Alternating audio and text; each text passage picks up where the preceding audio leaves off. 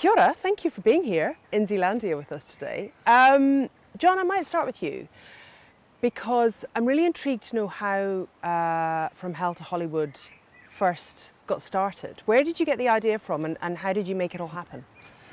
Well, I was going through a midlife crisis, and because I'm married to a competitive archer, that could not be in the form of a woman, so instead it was a camera. And I really got into my photography and was doing, taking classes, and I'd always done photography, but never in a very serious way. And through that, I met a lot of the Los Angeles photo community. And one of my teachers was a man named Mark Edward Harris, who was friends with Nick. And he invited Nick and I to dim sum together, and he said, you should really make a documentary about Nick because he's retiring in 8 weeks. And I said, I don't know if I can pull that together in 8 weeks. I said, Nick, do you even want to do this? And he said, sure. So that's when I called my producing partner, Scott Templeton, up and said, will you do this with me? We're probably going to lose a lot of money. Tell us, though, the picture at the centre of all of this, of the Napalm Girl, of Kim. Do you remember when you first saw it? Well, I was raised without media, so I didn't see it till later in life. I don't know that I saw it. And you became a college. TV producer. I was raised without electricity or TV on a hippie commune, and so I wasn't very aware of it till college years. But my parents were Vietnam War protesters. And they instilled in me a sort of a moral compass aligned with that being a very tragic time. So when I saw the picture, and I may have seen it in passing, but I just didn't have the same memory that people who were exposed to a lot of media had about it. But as soon as I met Nick and they told me, you know, I was much older, and I instantly knew the photo they were talking about. Nick, welcome to New Zealand. No mai haere mai ki Aotearoa. It's fantastic to have you here, and I don't really remember when I wasn't aware of the photo of the Napalm Girl. Yeah. You were 21, I think, when you took that picture. Really 20, not 21. 20? Yeah. Oh my goodness. So tell me about how you got into photography in the first place and how you ended up being a photographer in the war. I have my old brother. He worked for Susie the press, and he a Vietnamese movie star. He's an amazing photographer. I learned so much at home with my brother. He showed me the camera, read the action, all kinds of things I learned from him. And I remember 1963, when the overrun South Vietnamese president. I carry a camera bag, run outside the president's palace. I saw my brother shoot. I keep watching what he do. That's why I learned so much from him. And every time he come back from war, he bring all the picture of the war. He's not happy. He tell his wife, so many dead body every day he saw. And he say one day up and he had a picture of the war. Then I keep hearing my brother say that when he died. Then after go to war, I said one day I think I had a picture. I sent a message to my old brother. That's why when I picture Napalm Girl, I pray my brother right away. I think I had a picture. But I don't know the gender war or not, but the picture, amazing story of Vietnam War that day. Tell me about the day. Tell us about what happened and how it spun out.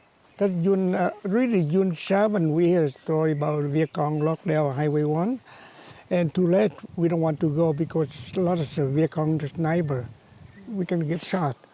Then I tell my boss, can I go early tomorrow to village? And say, yeah, Nicky, get the AP company car with the driver.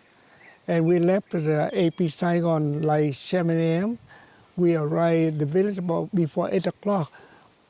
About 200 yards, we see a lot of black smoke all of the bomb. And before the bomb, after the bomb, we see over 5,000 Vietnamese refugees running everywhere at camp the bomb. Then I'm photographer. I keep out shooting, the refugee people, the soldier, everything, my job. Then I spent like before noon, I said enough photo. I think I go back to Saigon. Because I go war every day, I share my story. Then I saw Vietnamese army start smoke grenade and yellow smoke coming up. I know they drop more bomb. Then I really have a long lens. I hold my camera really. I shot the first one, dropped 2 bombs. And 3 minutes later, the one, the A1 guy rider, he realized it very slow. Then I looked my lens, I saw 4 bombs coming down and bomb explosion. And a big fire. And after that, the black smoke and become the white smoke. I hold my hand like this. I say, I hope nobody in village because I saw town to get out already. After the white smoke, I saw the lady with her eye because of the smoke. Then I yelled with another cameraman in front of me. I said, more people in there, they're running. And we watching the 2 people carry 2 dead bodies, leave a baby in her arm, the body burned so badly. And third one, the grandmother, about 74, 75-year-old, she carried real boy. She got happily Maranchai. And she stopped all about 15 media, TV cameraman. And I hold my camera like this, I shot. Then the boy, 1 second, he died in my eye. But when I take a picture, but my eye still looking the bag order. And I saw the girl with her arm like running. I said, why shouldn't we have clothes? Then I run right away and try to take a picture of her. I saw her arm burned so badly, and her arm still on the fire. I say, if I take more pictures, she will die. I need to help her. Then I put all my camera on highway. At the water, I put water the body. And I called a couple of friends of mine, like BBC London, the cameraman, soundman, please help. But after a minute, you can see all the cameramen, reporters, they're running, go back to Saigon. Me almost leaving with my driver. And I saw the girl and all the children there on the highway, so hot, over 100. I said, they were dead a moment. I said, I cannot leave them. I want to help her. And so I'm interested in this part where you're very young, you're 20 years old, you are already a war veteran photographer. You've seen this kind of stuff before. Where's the line for you about where you are documenting, you're photographing? At what point did you make that decision to kind of to get the moral boundary in and actually step in to help? I really see it happen almost every day in my eye. I help a lot of people, not that they can, either soldier. When they get shot, I give the water. I help her maybe lie down. I don't want them to get shot again. And the village people, very poor. They don't have medicine or food. My backpack with my film and all medicine or food. But, photographer and media always, the soldier always give you a lot of food. But the people, no food. Then I give all my food for the people in the village. Jon, as a filmmaker, going through some of the archive footage, all of the photographs, some of the footage that's in the film, is it the BBC footage? Yes. The moving pictures of that napalm attack are quite shocking. And I say that as someone who's been in a war zone. I found them quite shocking to watch. What was it like for you going through and deciding what to put in the film? We were really committed to telling the true story of that day as well as we could. And so we sought out every eyewitness, every frame of film, and every photograph we could find to try to tell that story. And when we cut it, the first time we cut it in real time, but it happens so fast that you don't have a sense of the gravitas of the moment. So the liberty that we did take is in slowing down time, because if in the film there's sort of a layered approach of sort of hearing it from the photographer's point of view, someone who was watching Nick do it, David Burnett, hearing it from Nick's point of view, And only after you have a sense of just how tragic the moment was, we bring Kim into the scene. And the intention is for those who don't know that she's in the film, they don't know that she's alive, and you're thinking that there's this moment where, you know, what happened here? And so it adds an extra emotional, layer of emotional impact. But so we're overlapping the storytelling, but that was just because we found all of these different sources. And we just felt from a standpoint of the graphic nature of it in today's world where people see so much in war movies or anything else. Or on social media now, you can watch war. Real life, real time. Yeah, it just did not seem appropriate, like we felt we needed to edit it. We even talked about for screenings whether we should have some sort of trigger warning, and ultimately we decided anyone who knows they're going to see the story of that photo should be prepared to see what's behind that photo. And we have not had anyone complain as yet and say you should have done that.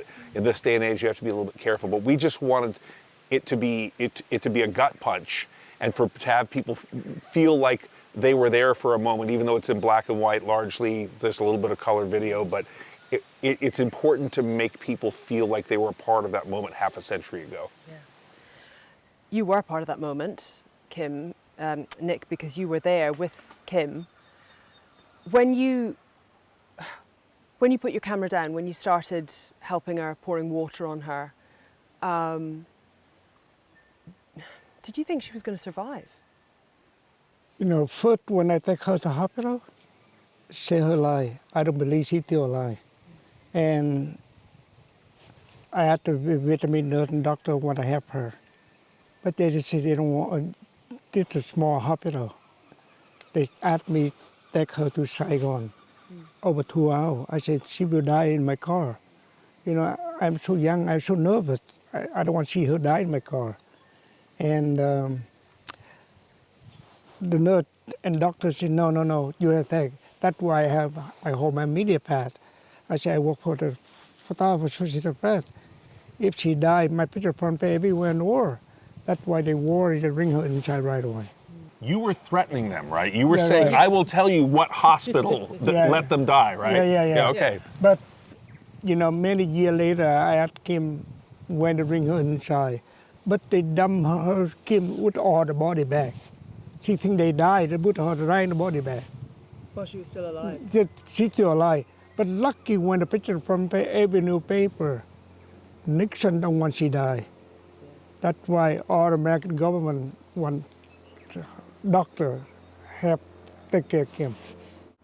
Yeah, I do love the bit in the film with where it's in. Were you telling me it was in the Watergate tapes? Yeah, it's in that you find. Yeah, tell us about the Nixon and the fake news with this.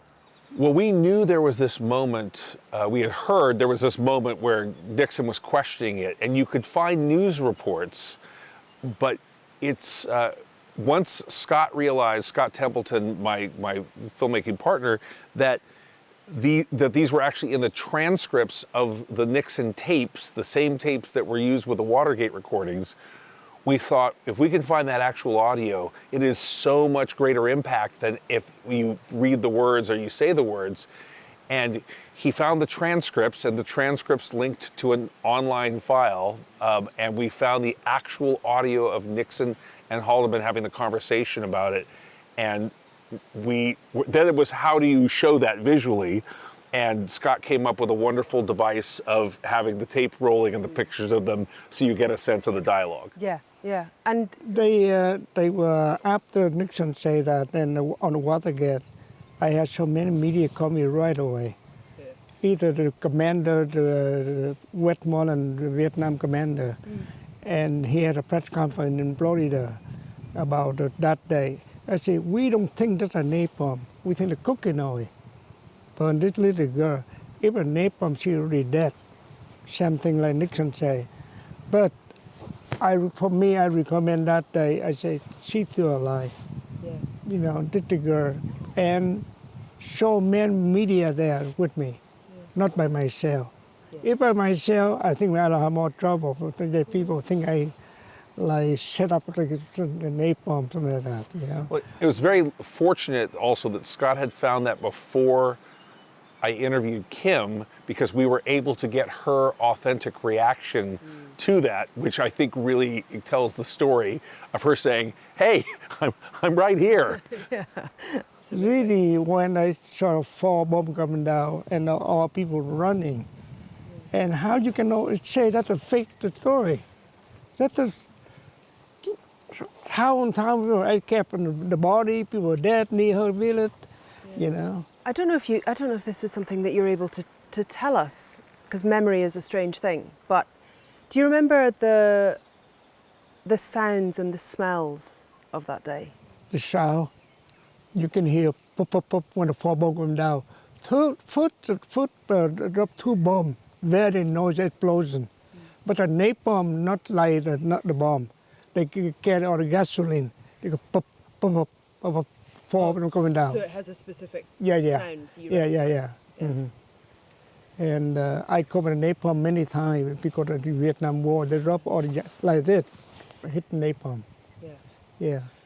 When you're taking the photograph, do you have a sense immediately that you have captured something pretty extraordinary and pretty special with your camera? When did you realise? Because of course you had to take the camera, the film back to the darkroom, develop the negatives. It's a different process to now. Yeah. When I take a picture of that one, with my 35 camera, I say, I'm sure I had a picture. But, a little bit raining that day. I don't know if the film be over or under. Then I come back, I told the film develop for me. I said, baby, no, develop normal. I don't want bushing like 1 stop or under 2 stops, something like that. But I said better under. But the film came out beautiful. I'm so happy. Do you remember when you first saw the picture? My editor come out all film together. Mm-hmm. Then he hold the picture. He edited my film. He looked at the negative. Then he yelled me right away. I said, Nick, why you shoot naked girl? I said, she's not naked. You look another picture when the bomb burn her all clothes. Because my editor said, they think I shoot the naked of the girl or something like that. I said, no, you don't see my film, whole film. Then after that, when I tell his story, he's so nervous. He go down to make a picture right away, and all my report wanted to see the story. Mm-hmm. What is it like when you take a photo like that ended up being Pulitzer Prize winning when you're 20? How do you follow that? I pictures almost, I see almost happen like that every day, but never have so many children, the napalm. When I know the picture, that be Jon Kroll, that right away. Mm. So talk to me a little bit about the power of that photograph and the power of a photograph, because what does that hold? You see how many pictures Vietnam War, like this, Eddie Adam, the gun with the big guns in front of my AP photographer, Malcolm Brown, all the pictures so powerful in Vietnam. That's why Nixon cannot see any picture like that anymore. Mm-hmm. Cannot win the war in Vietnam, that's all the pictures. Yeah. Mm-hmm. Yeah. Do you think it ended the war or helped to bring about the end of the war? I'm sure, because either, 1989, I first go back to Vietnam, I'm so nervous because I've never been in North Vietnam. I'm the South, never been in North. But I went there, I covered the story, mixing action, American pilots shut down Vietnam. Then I walk around Hanoi, I think people will yell me or something, but they hurt me, they cry. Your picture changed the war. I cried with them too. Then I'm so happy, that's why I go back to Vietnam almost every year. They love me there. I think the whole country love me about the picture. They said, Nick, your picture, we don't want war anymore. Mm-hmm. Yeah. For you, Jon, what was it like when you found Kim, when you talked to her, when you heard her story? Because that's pretty spine-tingling. Yeah, I flew to Toronto to interview Kim, and I knew I had a very limited amount of time, which we went far over. Kim is incredibly detailed with her accounts. I felt like she could still feel the fire on her arm. Part of it was terrifying, but part of it was, I have a great responsibility here. I mean, you know this from the reporting you've done. It's kind of like, I can't become the story by becoming emotional about this because I have to be able to tell this person's story properly. But she did not shy away from anything. I think something we were very keen to communicate was her not objecting to how known the photo has become. And I think she went through a brief period of having issues with that, but ultimately she's proud of how it's been able to really change people's minds. So yeah, it was the most challenging and heavy duty interview, challenging from an emotional standpoint, and pretty unforgettable. I can still remember being in the room with her. Just, Nick, on the power that a photograph can hold, I'm really interested to know what you think about the photograph that, for me, I wonder if it won Donald Trump the American election. Almost every day that went after Trump got shot. That one AP photographer friend of mine. And AP had two photographers there. One for the White House, always very close president. He did an amazing job. He did so amazing. I think this picture will win Pulitzer Prize this year. You think They will win. They will. Next year, maybe March year. Yeah. That's the picture. I saw AP send the email 2 days ago. I reading that picture, like picture of the year. Picture of the year. Yeah. That one the best picture. And I look for the picture, the bomb in Israel. So many good shots. But the American picture, Pulitzer Prize, must be Joyce Trump photo. We are in Zealandia, which might feel like a strange thing, but the start of the film, From Hell to Hollywood, starts with birds, and you are now retired. Just before we get to your retirement and what you're doing in that, you spent a long time in Hollywood. What are your memories? What are some of the pictures that you feel are your favorites from that period of your career? You know, I really so lucky with that. I work in Hollywood more 40 years. I got more the big story in Hollywood. All the big movie stars, I never know who they are. When in Vietnam, I watch a movie. I know they're famous, but I never talk to them. I come Hollywood, I met Marlon Brando, Lucy Ball, Betty Davis, so many old stars famous. I say, wow, I see that people in the movie, now I talk to them. They say, Nicky, don't take my picture, I buy you lunch. I said, that's amazing, you know. Then my picture, Napalm, happy a lot. Everyone know my picture. Then when I took a picture of them, they know who I am. I happy a lot. What is it that you think, what is the quality you have that lets you get close to people so that you can take some of these astonishing, unguarded shots? Because I told you, the picture Napalm keep me famous there. That's why everyone take, they happy a lot. You don't think it's something about you, your charm? They call me Mr. Hollywood too, you know. Then every time I show up to start work of them, they say, this man famous. I don't really want to say famous. I want to do my job, you know. And I show up, the mayor of Hollywood, this man change the world, all guy like that, you know. What do you think the secret is, Jon? Well, I think it's a little bit more than the photo. Yes, the famous photo helps, but Nick has a way of staying professional, but becoming friendly, not friends, but friendly with people in a way that they're happy to have him take their picture, as opposed to people who are super aggressive.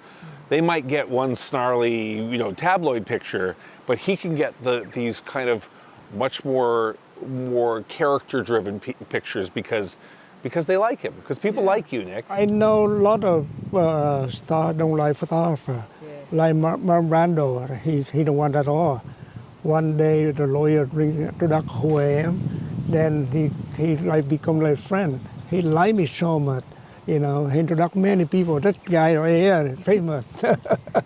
I'm so sad when he died because I get along very well. Mm-hmm. And so you did retire, but you still take photographs of everything, and you're here in Zealandia to take photographs of birds, which I think they will come out and show themselves beautifully for you shortly. What is it? How do you take a really good picture when you don't have much time? Because I guess you had no time to think about it during the war in terms of composition of the shot, and you don't get much time with wildlife either. Yes, you know, when the journalist, your job, you need action photo. You don't have time waiting. Everything happens very fast. Then after retire, say relax, enjoy. Wait for the bird. And now we don't see the bird. The people hope the bird on top. They got to take a picture of the bird. I love all the bird photo. I'm in LA, shoot the eagle, whale watch, everything. But after retire, say now I'm so boring. I want to go back to journalist. Now feeling now. I still shooting a lot of big story.